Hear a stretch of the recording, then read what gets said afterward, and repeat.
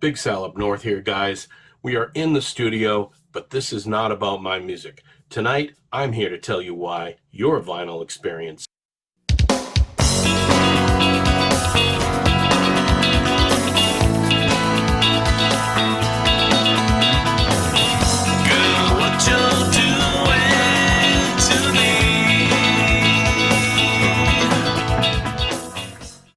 Okay, so a bit of context. Those of you that follow me on Facebook know that I'm into vinyl, but that is a somewhat recent development. Obviously, I played vinyl as a kid, but more recently, about 7-8 months ago, at most, I picked up Van Halen's Fair Warning, exclusive in Walmart. I love Van Halen. I'm a huge Van Halen fan, and I wanted to have the album, and I said, you know what, I'll just get a turntable, and we'll check it out. So I got the turntable set up, and I just happened to pick in the studio a pair of Adam audio monitors to hook into it because I had a spare set of monitors at the time. But what if I had not selected the Adam audio monitors? What if I had hooked it up to just a pedestrian set of speakers? Would I be buying vinyl today? And that's really where I'm coming from. To get the most out of vinyl and the vinyl experience, what I didn't know at the time is that there are so many factors involved to getting to that place where you're really having a fantastic experience. Let's talk about it. First and foremost, you can't get a cheap turntable. Now, when I say cheap, I'm not saying you have to spend $1,000, but at the end of the day, you're not, if you go and get one of these Crosley all-in-ones, you're not going to enjoy the vinyl experience. These are not designed to deliver the sound that you would expect for your investment. And I think that has something to do with it. People go out and they buy cheap turntables or cheap speakers, and they don't fully understand why the vinyl doesn't sound that great. Keep in mind that when we're listening to MP3s and digital, quite often we're wearing headphones or earbuds. So the speaker is delivering a quality sound. And it's also a sound with headphones and earbuds that eliminates air noise, and it's contained. So obviously there's this completeness, right, to the sound experience. You're not going to get that by putting a record on a cheap turntable with cheap speakers. So let's talk about the stylus on a record player.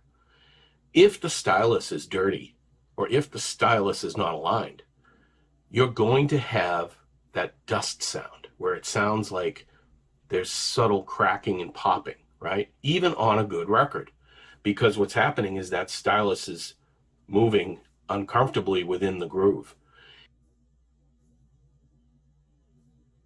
Let's talk about the weight that you put on the record, the clamp, right?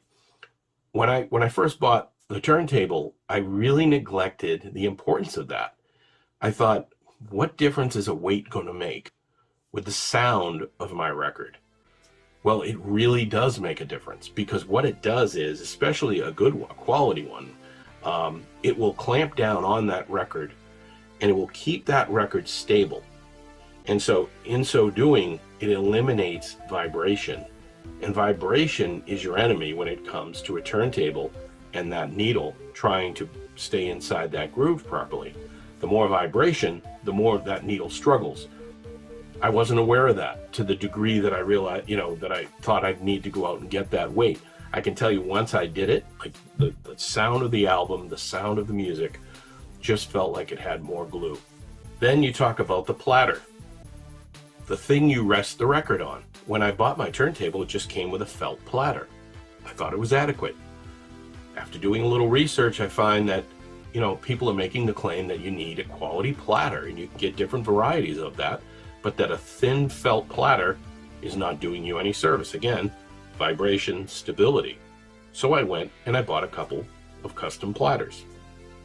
I currently use an acrylic, and again, was surprised to find that the sound just came together even more so.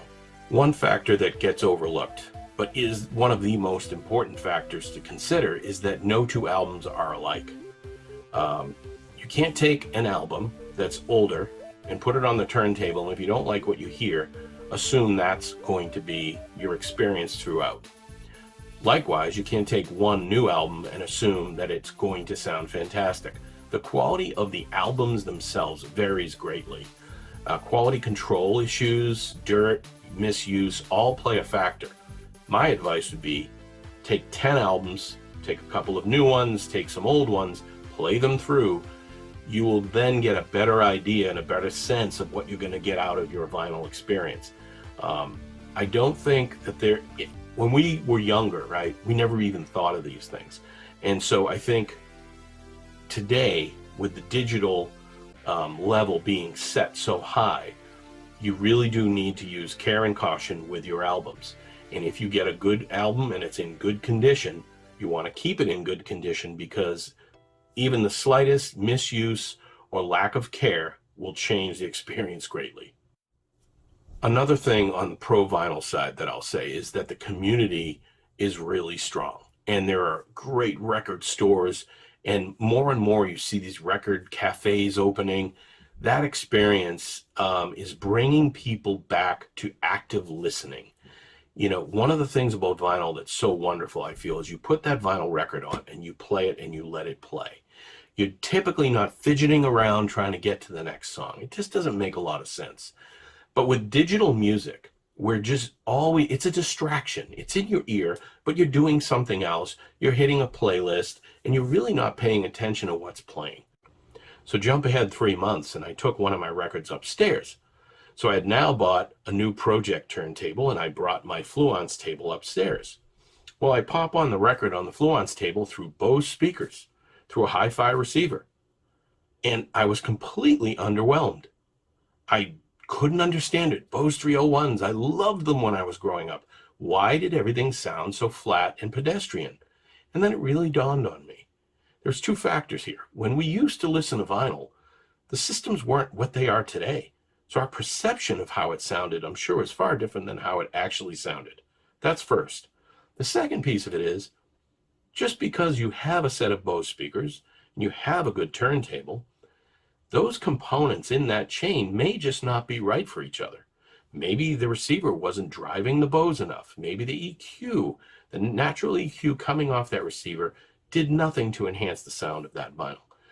And, you know, active speakers versus passive. These are all factors that play in.